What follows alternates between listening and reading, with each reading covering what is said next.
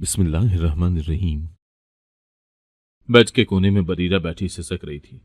बरीरा जिस कंपनी में काम करती थी, मोहित उस कंपनी के मालिक का बेटा था। जब मोहित को मालूम हुआ कि उसका बाप शादी का इरादा कर रहा है और उसकी माँ ये सदमा बर्दाश्त नहीं कर पाएगी, इसीलिए नफरत से उसने बरीरा से जबरदस्ती शादी की थी, ये जाने बगैर कि बरीरा तो मासूम थी।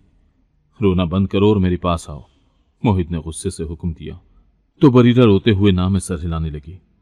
तब मोहित ने गुस्से से उसे बरीरा ने जब आंख खोली तो दीवार गिर क्लॉक पर रात के 3 बज रहे थे। गोया उसे अपने घर से दूर एक अनजान जगह पर कई घंटे हो चुके थे। तो उसके होंठों से एक सिसकी निकली। वो बाकायदा थाड़े मार मार कर रोने लगी। एकदम से उसे मोहित का ख्याल आया तो उसकी आंखें आंसुओं से लबरेज हो गई। मोहित, तुमने अच्छा नहीं किया मेरे साथ। वो उसे दिल ही दिल में मुखातिब करते हुए मुंह पर हाथ रखकर रोने लगी। खुदा जाने मेरे घर वाले मेरे बारे में क्या सोच रहे होंगे। अपने घर वालों का ख्याल आते ही उसके दिल में एक दर्द सा जागा तो वो उठकर बैठ गई। उसका सर चकराया और कमरे में मौजूद हर चीज उसे घूमती हुई महसूस हुई। तो उसने अपना सर अपने हाथों से थाम लिया। उसने अपनी आंखें मींच ली, लेकिन एक चेहरा उसकी आंखों के सामने रोशन हो गया। वो चेहरा उसकी माँ का था। खुदा जाने अम्मी का क्या हाल हुआ होगा। धड़कते दिल के साथ वो सोचने लगी, मेरे अब तक ना पहुंचने पर न जाने किस किस गली की खाक छान रही होंगी। मैं तो जरा सी भी लेट हो जाती हूँ तो वो परेशान होकर रोने लगती हैं। न जाने रात के इस पहर वो उसकी एक झलक देखने के लिए कितनी बेताब होंगी। उफ मोहित, मुझसे दुश्मनी में तुमने कितने ही लोगों को दुखी कर दिया। इस जिंदगी से तो बेहतर था कि तुम मुझे मार डालते। कम से कम मेरे घर वाले इस तकलीफ से तो ना गुजरते। एक ही दफा रो धोकर उन्हें सब्र आ जाता। अब तो मेरी वजह से वो रोज मरेंगे और रोज जिएंगे। ये तुमने क्या किया मोहित, ये तुमने क्या कर दिया। वो बार बार एक ही जुमला दोहराते हुए रोए जा रही थी। मोहित उसे जबरदस्ती अगवा करके यहां ले आया था और ये वक़वा शाम 7 बजे हुआ, जब वो उन्हीं के ऑफिस से छुट्टी करके घर जाने के लिए निकली थी।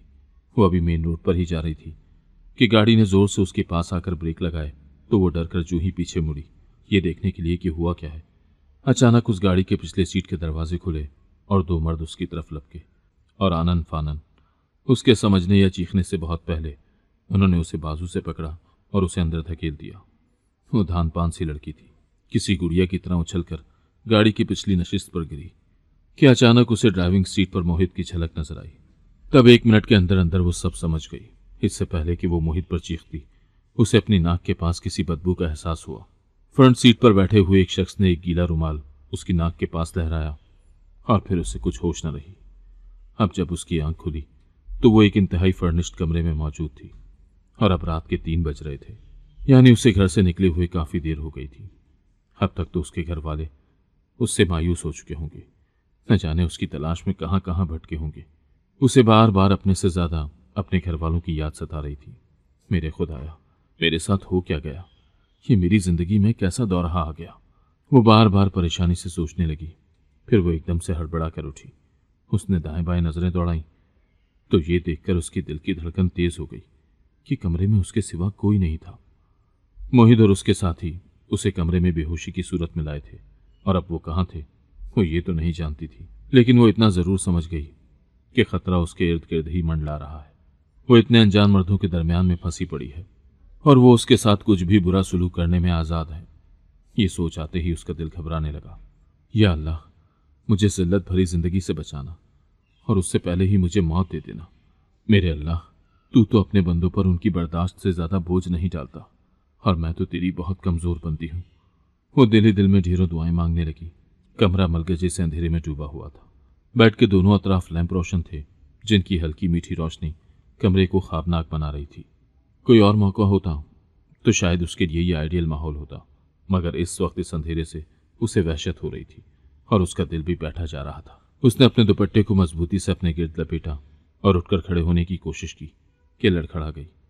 उसका सर भारी हो रहा था तो वो फिर से बेड की पायती पर बैठ गई और अपने सर को दोनों हाथों से थाम लिया। या अल्लाह, ये मुझे क्या हो रहा है। वो दिल ही दिल में बड़बड़ाने लगी। उसने दोबारा अपना सर उठाया तो कमरे की घूमती हुई चीजें अब उसको रुकी हुई महसूस हुई। तब उसका सांस बहाल हुआ।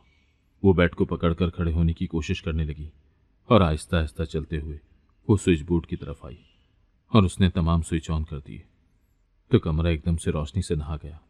वो तो कमरे की डेकोरेशन देखकर ही सकते में आ गई। इसमें कोई शक नहीं था कि कमरा कीमती फर्नीचर और डेकोरेशन से भरा पड़ा था, लेकिन उस वक्त वो उसे एक पिंजरे के सिवा कुछ और महसूस नहीं हो रहा था। उसके थोड़े और हवास ठीक हुए तो उसने सबसे पहले यहां से भागने की सोची। वो फौरन खिड़कियों के पास आई जिस पर दबीस पर्दे लटके हुए थे। उसने उन पर्दों को एक तरफ किया तो सामने खिड़कियों की मोटी जाली को देखकर वो मायूस हो गई, क्योंकि खिड़की की इतनी मोटी जाली को तोड़ना कम से कम उसके बस की बात तो नहीं थी। वो फौरन वहां से भागकर दरवाजे की तरफ बढ़ी, लेकिन दरवाजा बाहर से लॉक था।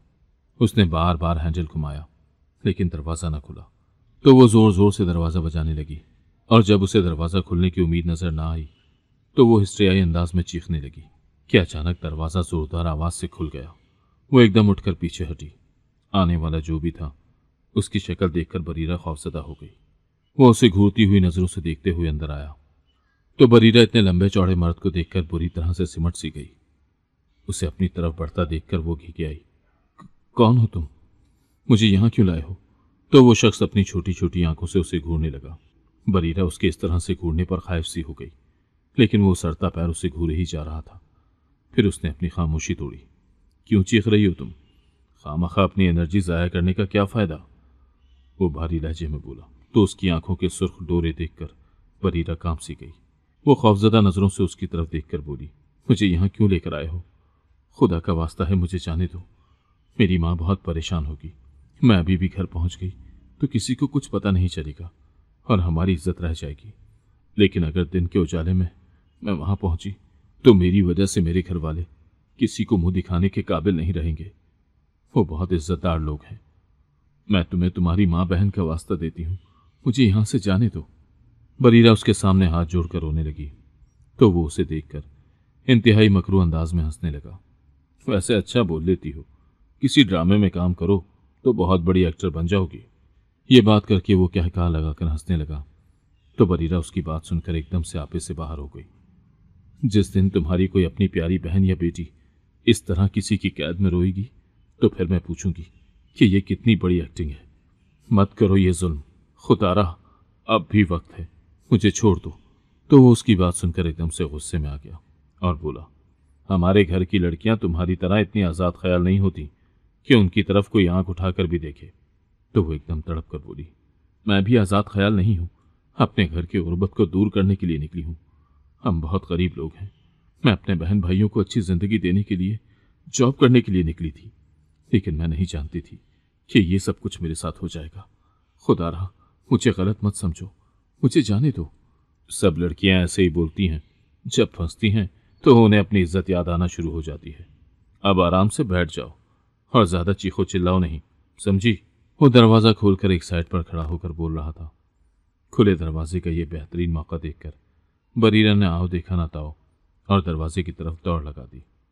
इससे पहले कि वो शख्स कुछ समझता, उसने बरीरा को बालों से पकड़ लिया और जोर से अंदर की तरफ धक्का दिया तो बरीरा जोर से चीखते हुए फर्श पर जा गिरी।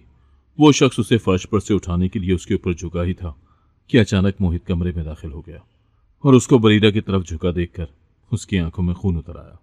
उसने एक जोरदार धक्का उस शख्स को दिया तो वो मुंह के बल जमीन पर गिरा। उसकी नाक और मुंह पर चोट आ गई और खून निकलने लगा। फिर मोहित ने उसे गिरेबान से पकड़ा और जमीन से उठा लिया कि उसके पैर जमीन से काफी ऊपर को उठ गए। फिर उसे दीवार की तरफ धक्का देकर गुस्से से बोला, तुम्हारी हिम्मत कैसे हुई इस कमरे में आने की? जब मैंने मना किया था कि इस कमरे में कोई मर्द नहीं जाएगा तो क्या तुम्हारे कान उस वक्त बंद थे? वो मिनमिनाते हुए बोला, ये लड़की बहुत चीख चिल्ला रही थी तो मैं समझा कि कहीं खुद को नुकसान ना पहुंचा दे, इसीलिए मैं दरवाजा खोलकर अंदर आ गया। अच्छा, तुम्हें इस लड़की की चीखों पुकार तो समझ आ रही थी, लेकिन जो हुक्म मैंने दे रखा था वो तुम्हारे पल्ले नहीं पड़ा था। मोहित दांत पीसते हुए बोला और फिर उसने एक गरजदार आवाज में अपने मजीद साथियों को बुलवाया तो 3-4 और मर्द अंदर आ गए। मोहित ने उनकी तरफ देखते हुए कहा कि सलीम साहब को ले जाओ और इनकी समझदानी जरा ठीक करो, क्योंकि ऐसे लड़की की चीखों पुकार तो समझ में आती है, लेकिन जो इसके आगे हड्डी डालता है उसकी इसे समझ नहीं आती। तो मोहित के साथियों ने इंतहाई खूंखार नजरों से सलीम को देखा और उसे बाजू से पकड़कर घसीटते हुए बाहर ले गए। ये मंजर देखकर बरीरा सहम सी गई। अब कमरा खाली हो गया था और वो दोनों कमरे में तन्हा रह गए। तो बरीरा की तरफ देखकर मोहित जोमानी अंदाज में मुस्कुराया, बहुत जल्दी उठ गई तुम? मैं तो समझ रहा था कि सुबह तुम्हें होश आएगा। खैर, तुम आराम करो, सुबह बात होगी।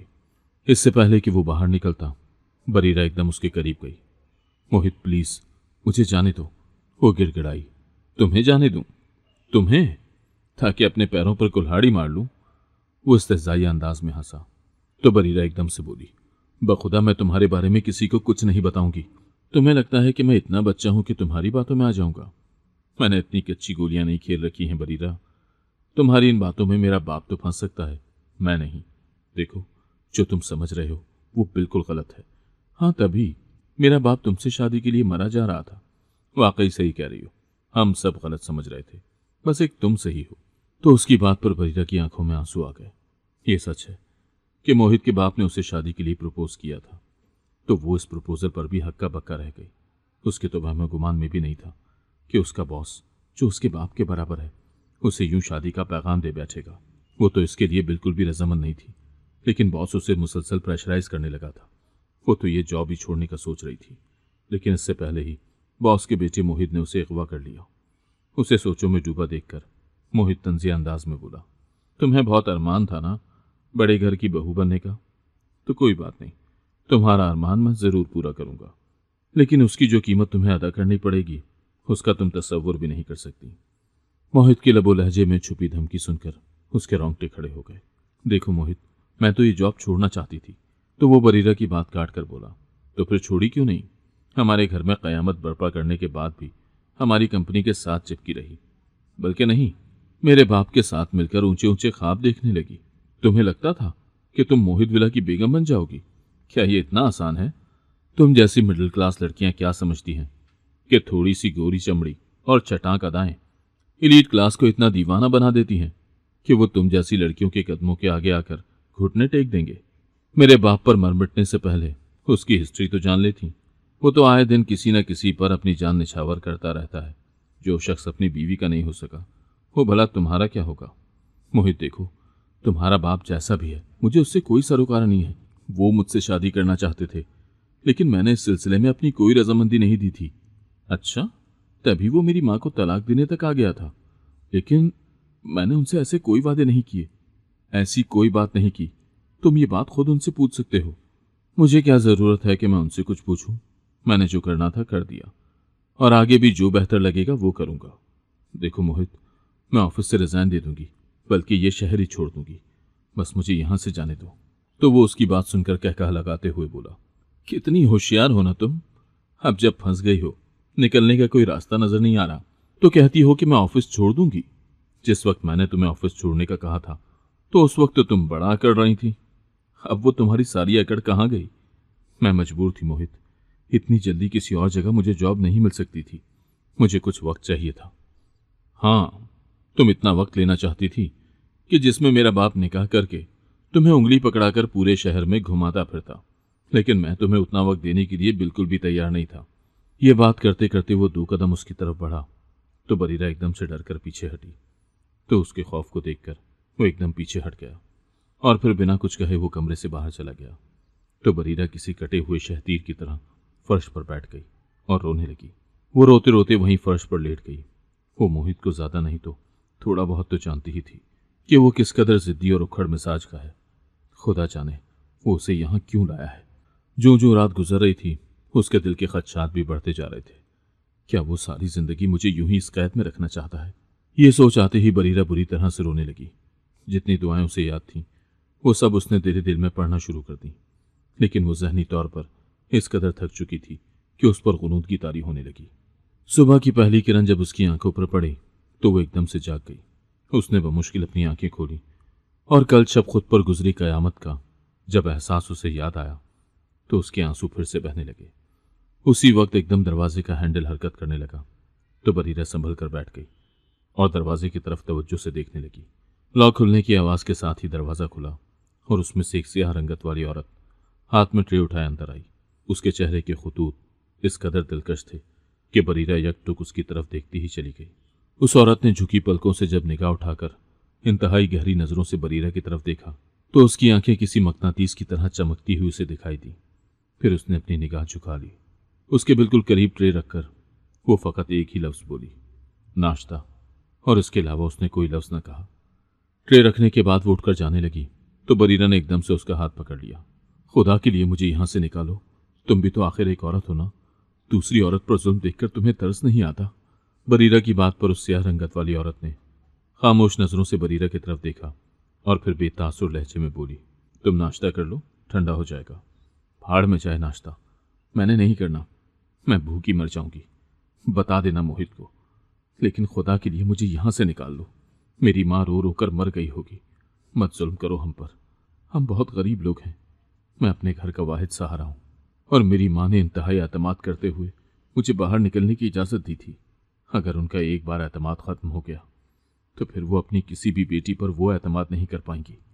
बरीरा उसका बाजू पकड़े मुसलसल बोलती जा रही थी कि अचानक उसे ऐसा लगा जैसे वो किसी औरत से नहीं बल्कि किसी दीवार से बातें कर रही है, क्योंकि वो तो बिल्कुल सपाट चेहरा लिए उसके सामने खड़ी थी। बरीरा के रोने धोने और इल्तिजा का उस पर कोई असर दिखाई नहीं दे रहा था, तो बरीरा को एहसास हुआ कि उससे बात करना बिल्कुल फजूल है। बरीरा ने उसके बाजू छोड़ा तो वो धीमे कदमों के साथ बाहर निकल गई, लेकिन बाहर निकलते ही उसने दरवाजा फुर्ती से लॉक कर दिया। बरीरा एक बार फिर कमरे में तन्हा रह गई। उसके पास रखे हुए नाश्ते की इश्तहा अंगेज खुशबू पूरे कमरे में फैल चुकी थी। शदीद भूख होने के बावजूद उससे एक लुकमा भी हलक से नहीं उतारा गया। दिन के 11 बज चुके थे। अब तक तो शायद पूरे मोहल्ले में उसकी रुसवाई की खबरें फैल चुकी होंगी। वो घुटनों में सर दिए हालत सूख में बैठी हुई थी कि अचानक एक बार फिर दरवाजा खुला तो वो पुरुमीद नजरों से सर उठाकर पूरी तवज्जो के साथ दरवाजे की तरफ देखने लगी। खुले दरवाजे में मोहित खड़ा था तो वो भी एकदम उठकर खड़ी हो गई। मोहित अंदर आया। उसने एक नज़र उस पर और फिर नीचे रखे नाश्ते की ट्रे पर डाली जिसमें नाश्ता जूं का तूं पड़ा था, लेकिन वो मुंह से कुछ भी ना बोला। उसके हाथ में एक बड़ा सा पैकेट था जो उसने खामोशी से साइड पर रखा और फिर उसकी तरफ मुड़कर बोला, ये मैं तुम्हारे लिए कपड़े लेकर आया हूं, पहन लेना। तो बरीरा ने इंतहाई नफरत अंगेज नजरों से पैकेट की तरफ देखा और फिर मोहित को सख्त नजरों से घूरती हुई बोली, तुम जिद के पक्के हो मोहित, तुमने मुझे रुसवा करना चाहा और तुम्हारी ये हसरत भी पूरी हो गई। अब बराए मेहरबानी मुझे घर जाने दो। तुमने जो चाहा तुमने हासिल कर तो लिया, अब और तुम क्या चाहते हो? तो वो बरीरा को गहरी नजरों से देखते हुए बोला, अभी तो जो मैं चाहता हूं उसका 1% भी तुमसे हासिल नहीं कर पाया। तो वो उसकी बात पर एकदम से सिमट सी गई। मोहित उस पर एक निगाह डालकर बाहर निकल गया। फितरी तजस्सुस के मारे वो पैकेट के पास आई, उसकी तरफ हाथ बढ़ाया, लेकिन फिर अपना हाथ रोक लिया। आखिर मैं उसके लाए हुए कपड़े क्यों पहनूं? मैं हरगिज उसके लाए हुए कपड़े नहीं पहनूंगी। ये सोचकर उसने अपना हाथ पीछे कर लिया, लेकिन फिर उसने गैर इरादी तौर पर उस डब्बे का ढक्कन खोला तो एकदम से उसने अपना हाथ पीछे कर लिया, जैसे उसे शदीद करंट लगा हो।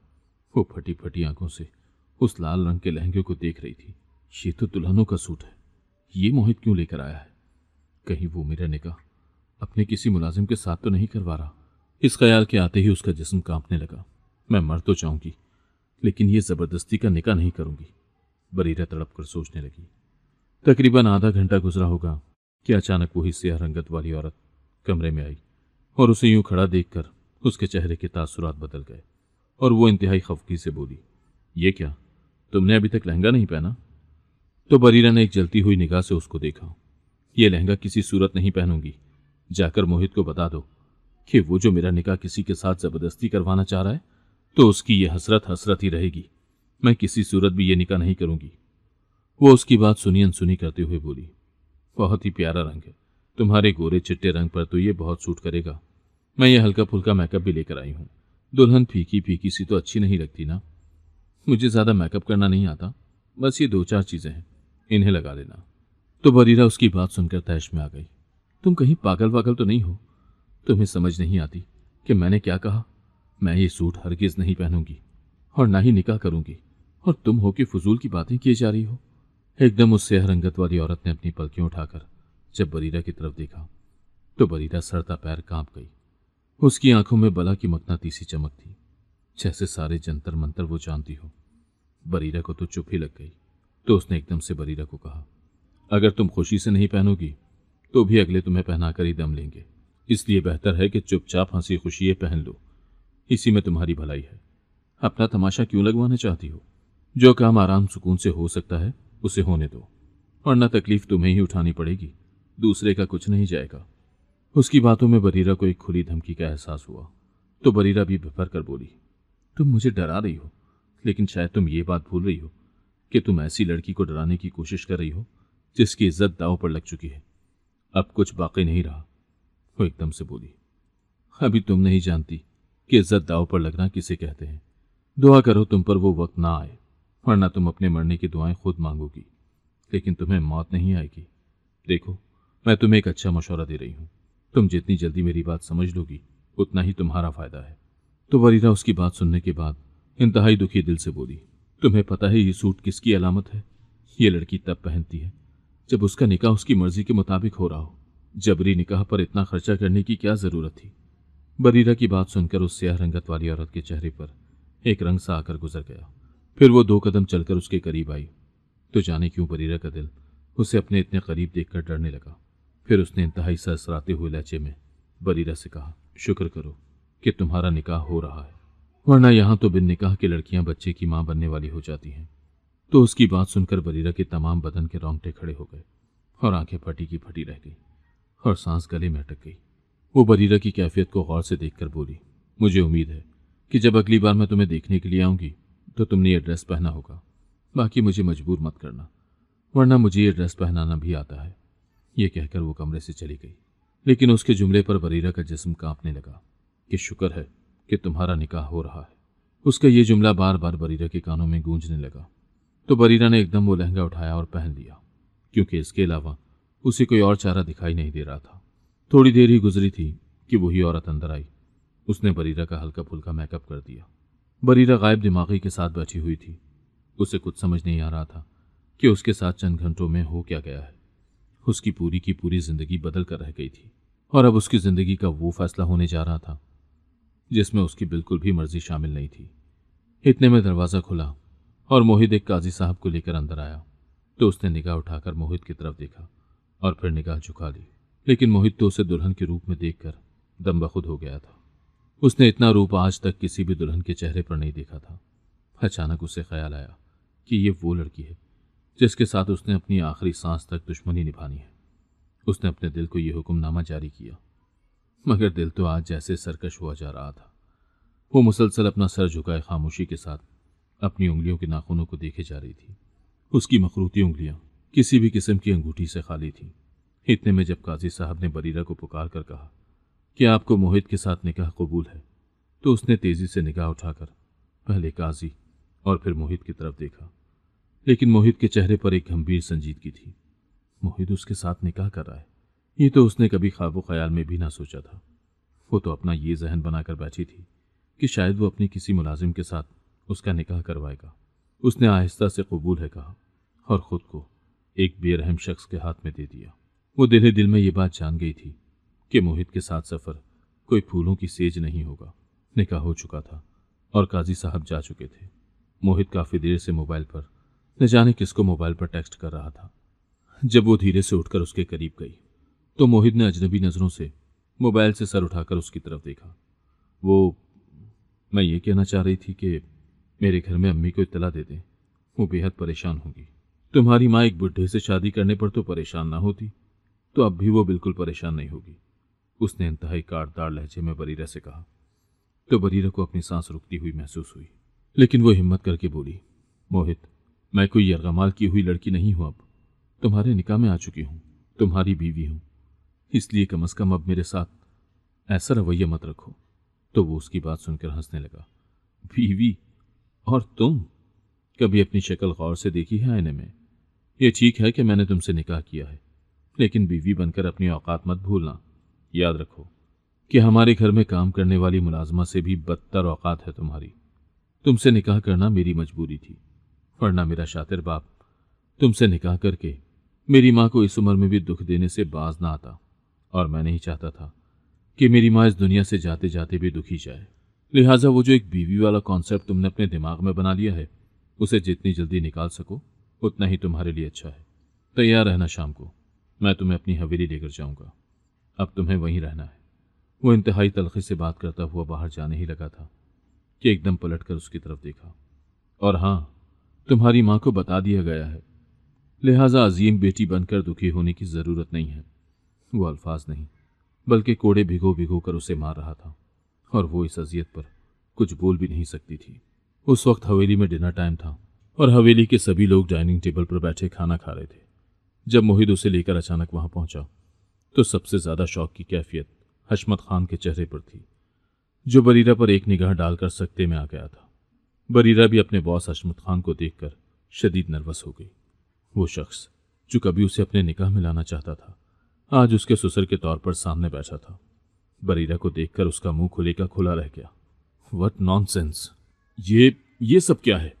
वो शदीद तैश में आकर मोहित को देखने लगा तो मोहित मुस्कुराते हुए अपनी मां के पास गया, जो उसे देखकर खिल सी उठी थी।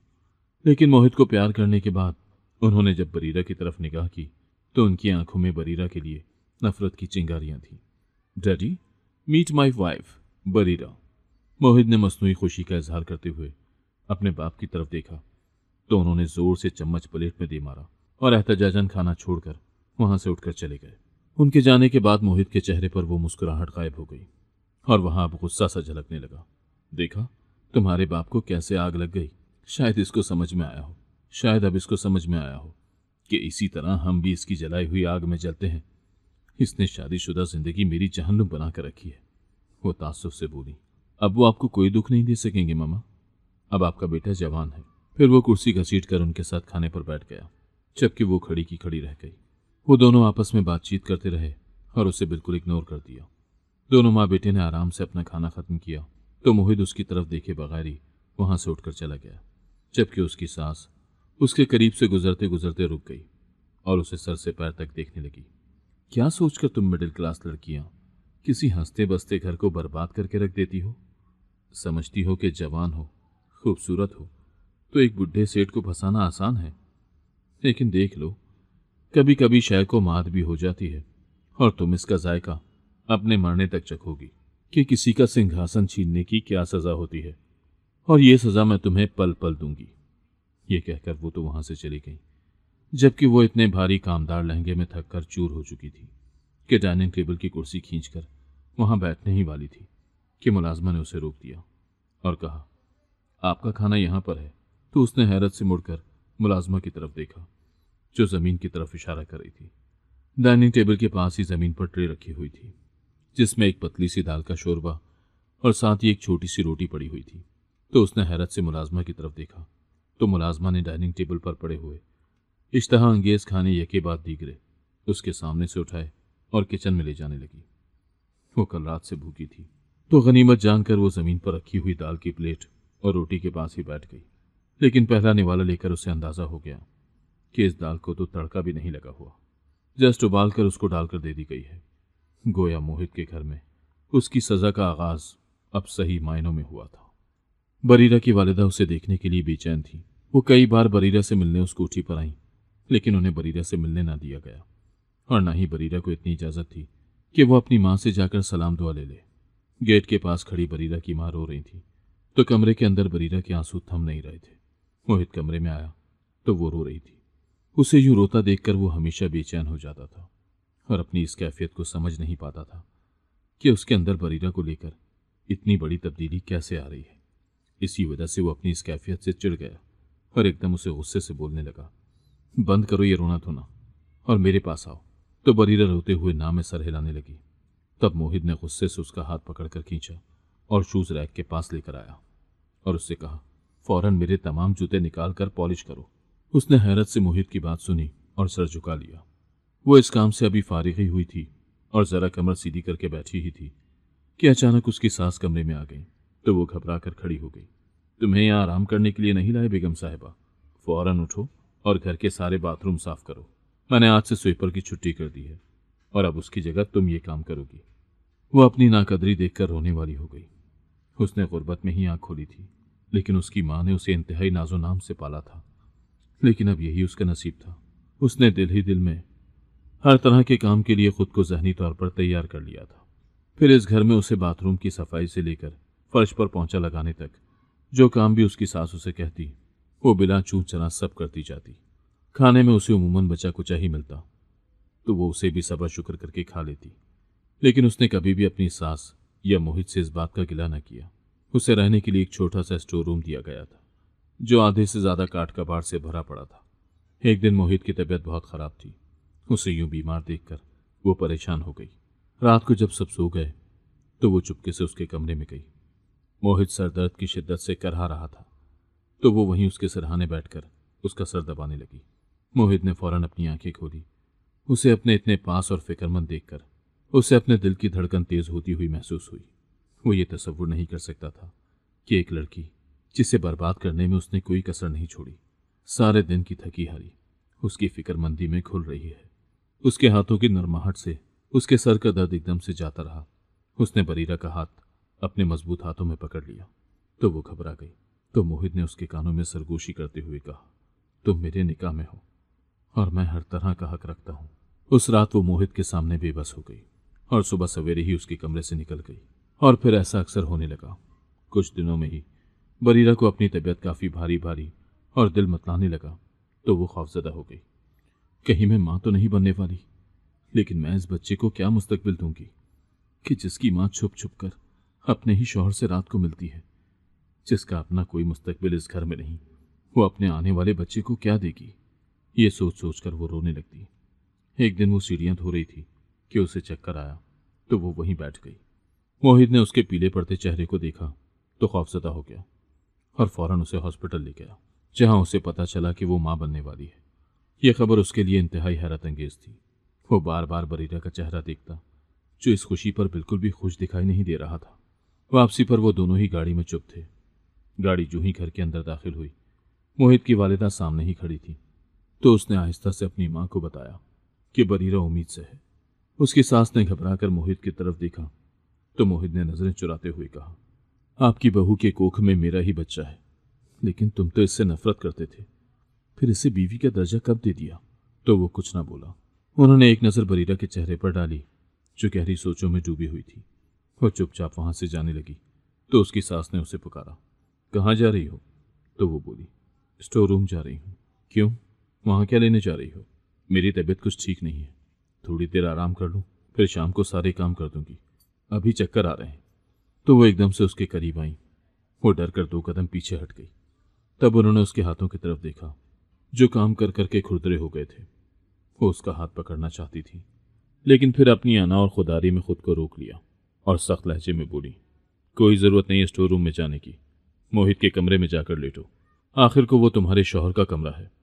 तो वो हैरत से अपनी सास की तरफ देखने लगी, और आज से तुम कोई काम नहीं करोगी, बस बहुत हो गया। फिर वो उस पर प्यार भरी नजर डालकर चल दी। बरीरा के तमाम खदशात गलत साबित होने लगे। वो जब से यहाँ आई थी, उसे हर आजमाइश से गुजार कर ये परखने की कोशिश की कि आया वो लालची है या नहीं। अगर लालची हुई तो इतनी सख्तियां देखकर भाग जाएगी और कभी भी अपना घर नहीं बसाएगी। लेकिन उन्हें इंतहाई हैरत हुई कि वो हर हाल में अपना घर बसाने की कोशिश कर रही थी, और अब तो खैर से वो मां भी बनने वाली थी। तो उन्होंने उसको वो मकाम दिया जिसकी वो हकदार थी। अगले दिन मोहित उसे जानी पहचानी राहों पर ले जाने लगा, तो उसने कदरे हैरत और खुशी से मोहित की तरफ देखकर पूछा, ये आप मुझे कहीं अम्मी के घर लेकर तो नहीं जा रहे। तो वो हंसते हुए बोला, बिल्कुल वहीं लेकर जा रहा हूं। एक बेटी को उसकी मां से भला कब तक दूर रखा जा सकता है। तो बरीरा की आंखों से तशक्कुर के आंसू गालों पर बहने लगे, और उसने सुकून से मोहित के कंधे पर सर रखकर अपनी आंखें बंद कर लीं। अगर आपको आज की कहानी पसंद आई है तो वीडियो को जरूर लाइक कीजिएगा और अपने दोस्तों के साथ भी शेयर कीजिएगा।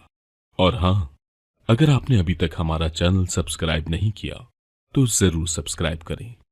मिलते हैं कल एक नई और दिलचस्प कहानी के साथ। अल्लाह हाफिज।